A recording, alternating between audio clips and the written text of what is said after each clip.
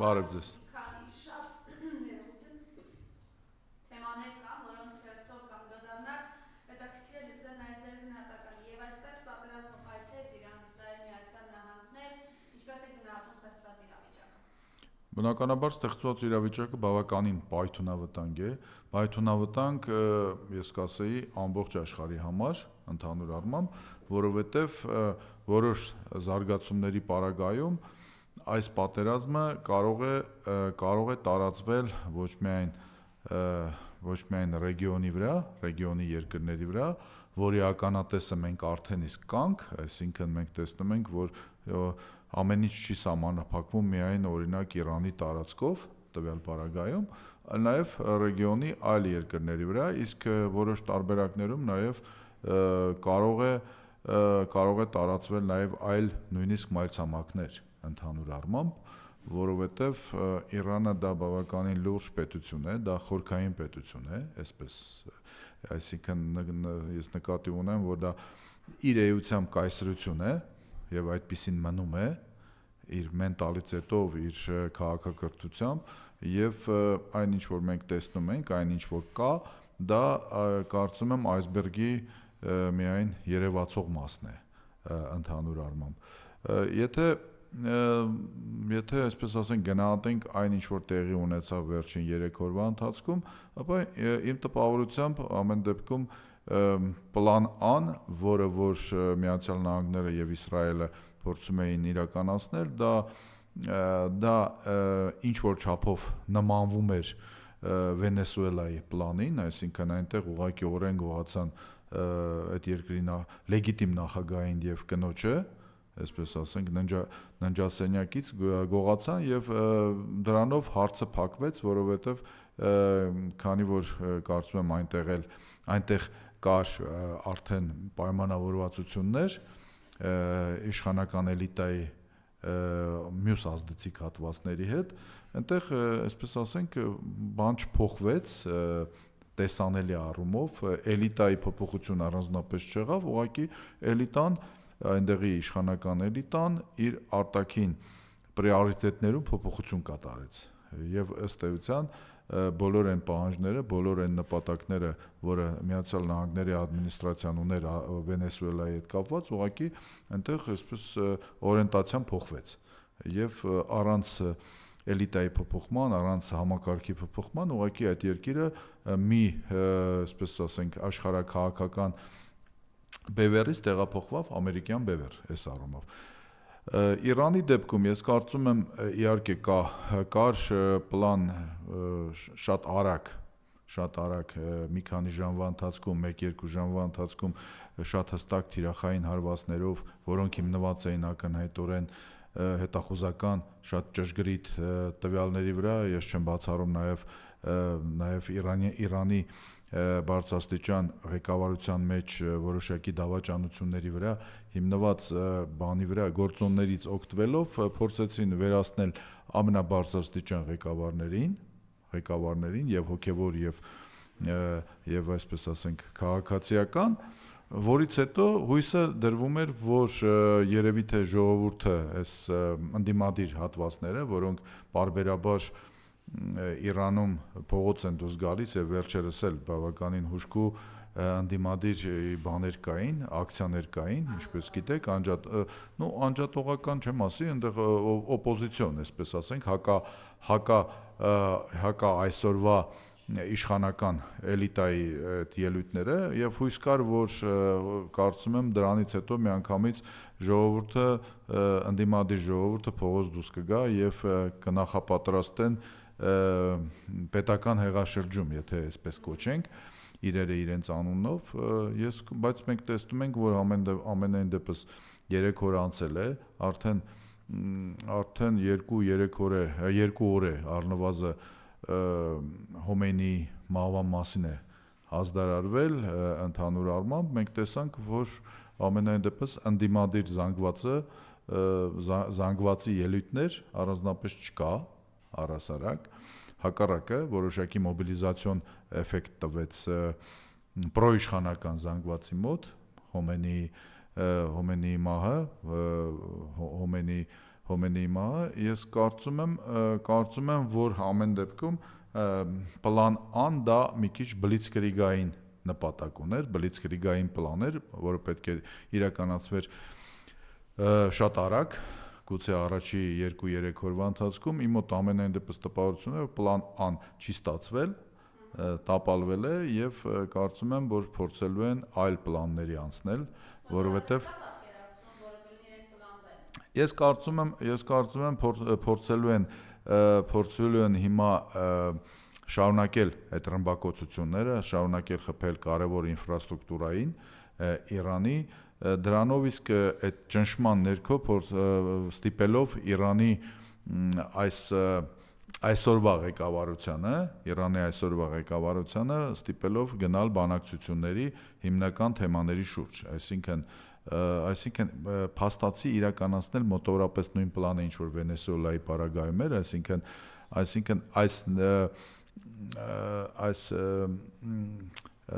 այս փուլում գոյություն ունեցող իշխանության հետ փորձեն պայմանավորվել այն լուրջ թեմաների շուրջ, որի շուրջ չէին կարողանում բանակցությունների արդյունքում գալ ընդհանուրի, այսինքն խոսքը վերաբերում է միջուկային ծրագրին եւ բալիստիկ հրթիռների ծրագրի շուրջ այս առումով։ Ես կարծում եմ հիմնականում հիմա դրա մասին է խոսքը գնալու, այսինքն փորձելու են ուժով, փորձելու են ռմբակոծություններով, տարբեր տիպի ուժային ակցիաներով, այդ թվում նաև շարունակելով վերացնել Իրանի ռազմաքաղաքական եւ հոգեվոր էլիտայի կարևոր ներկայացուցիչներին, փորձելու են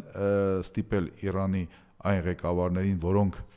Միացյալ Նահանգների կարծիքով ունակ են ինչ որ զիջումների, ունակ են բանակցություններ վարել, իրենց հետ, այսպես ասեմ, մտնել բանակցային գործընթացների։ Գիտեք, որ Տրամպը բառացիորեն հայտարարել էր, որ Իրանից առաջարկներ կան բանակցությունների եւ ինքը ասում էր, որ մենք գնալու ենք նման բանակցությունների։ Ես այս պահին չեմ բացառում նույնիսկ, որ նման ինչ որ կոնտակտներ, նման բանակցային ինչ որ գործընթացներ ոչ հրապարակային արդեն սկսվել են։ Այլ հարց է, դա ինչի կարող է բերել։ Ես իհարկե Իրանի մասնագետ չեմ բոլոր առումներով, բայց համենայն դեպս այն մասնագետները եւ հայաստանյան, որոնք Իրանով են զբաղվում եւ նրանք ովքեր որ միջազգային մակարդակի մասնագետներ են Իրանի գծով, իրենք պնդում են, որ Իրանը համենայն դեպս լինելով բավականին համակարգային երկիր եւ խորքային երկրի ավանդույթներով ինքը ունակ է, այսպես ասենք, ավելի լուրջ եւ ավելի երկար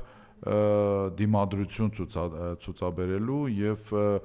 բանակցությունների գալ ոչ թե այսպես ասենք արդեն պարտվածի կարգավիճակով, այլ սեփական հաղթաթղթերը ունենալով կամ սեփական բանակցային ռեսուրսը ունենալով այս առումով։ Ես կարծում եմ այս պահին դեռ շարունակվելու է այդ ռմբակոծություններ եւ այլ, հիմնականում թիրախային են փորձելու անեն, որպեսզի հնարավորինս քիչ քաղաքացիական բնակչությանը դիպչեն, որովհետև քաղաքացիական բնակչությունը ամերիկյան եւ իսրայելական ծրագրերում որոշակի նպատակ ունեն իր հետ, այսինքն իրենք փորձը այնուամենայնիվ բնակչության վրա հույս դնում են, որ բնակչության մի հատվածը դուրս է գալու փողոց, ուշ թե շուտ, եւ այդ գործոնը օգտագործվելու է այսօրվա իրանյան համակարգը փոխելու համար, որովհետև եթե դու Իրանի դեմ, ես չեմ կարծում, որ Միացյալ Նահանգները թեպետ Տրամպը վերջերս այս մի քանի ժամ առաջ դրա մասին էր խոսում, ասում էր, որ Տրամպը եւ իր թիմի անդամները ասում էին, որ հնարավոր է նաև այսպես զորք ուղարկեն հենց Իրանի տարածքում, այսինքն գործողությունները, չեմ կարծում ճիշտն ասած դա լինի։ Ես չեմ կարծում դա լինի, որովհետև գիտեք, Միացյալ Նահանգների բնակչության համար, Միացյալ Նահանգների քաղաքացիների համար սա այնքան էլ պոպուլյար պատերազմ չէ, ընդհանրապես պոպուլյար չէ, իսկ ընդհանրապես Միացյալ Նահանգների ժողովրդի մոտ ցանկացած պատերազմ, որը որ բերում է զոհերի, հենց առաջի լուրերը փոքր կամ քիչ զոհերի մասին Ամերիկայի քաղաքացիների, այնտեղ բավականին լուրջ դժգոհություններ են առաջացնում։ Այսինքն Տրամպը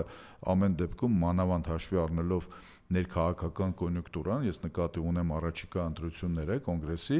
ինքը փորձելու է իմ կարծիքով հնարավորինս շուտ ավարտել այս ամեն ինչը, թեկուզ ոչ ամբողջ 100%-ով իր նպատակին հասնելով, բայց այնուամենայնիվ դա ներկայացնելով որպես մեծ հաջողություն, ինչպես դա եղավ 12 օրվա անցյալ տարվա պատերազմում, երբ ըստ էության որևէ լուրջ խնդիրներ չլուծվեցին, փորձելու է ներկայացնել այդպես եւ գուցե ինչ-որ ժամանակով, այսպես ասենք, այս հերթական էտապը ավարտվի։ Բայց ես կարծում եմ մոտակա մեկ շաբաթվա ընթացքում շատ բան պարզ կլինի, այսինքն զարգացումների առումով, որտեղ Իրանն է ցույց տվեց, որ իր ասածները, որ ինքը ըստ էության թիրախավորել է բոլոր այն երկրները, որտեղ Միացյալ Նահանգների ռազմական բազաներ կան կամ վտանգ է տեսնում այդ երկրներից, որպես հակառակորդ, որպես Միացյալ Նահանգների եւ Իսրայելի դաշնակից, ինքը թիրախավորելու է եւ թիրախավորեց։ Իհարկե տեսական հիմա թվում է թե տեսական խոսակցություն է, բայց առաջին միտքը, որ գալիս է, որ եթե տրիպը հիմա գործեր, իհարկե շատ բան կախված է տրիպի պարամետրներից, իրական պարամետրներից, իրականում, ասինքն տրիպը ինչ է Իրանից ներկայացնելու եւ ինչ ռեսուրսներ են ներգրաված լինելու, որովհետեւ մի բան այնուամենայնիվ մի բան է, եթե տրիպը այնուամենայնիվ ավելի շատ քաղաքացիական, այսպես ոչ ռազմաքաղաքական բան ունի, իմաստ ունի, մի բան է, եթե դա լոգիստիկ կամ միայն քաղաքական ունի, բայց ամեն դեպքում, եթե Իրանը նույն տրիպը, որը որ Իրանում ինչպես հայտնի է, դեսպաննել էր դրա մասին խոսում, դիտարկում է որպես Զանգեզուրի միջանցք, իրականում, եթե նա դիտարկի, որ տրիպով փակում են իր սահմանը, ըստ էության բլոկադե են իրեն ենթարկում, չեմ բացառում, որ նույնիսկ եթե դա ուղղակիորեն ռազմաքաղաքական նշանակության բան չլինի, պրոյեկտ չլինի, Իրանը ես չեմ բացառում, որ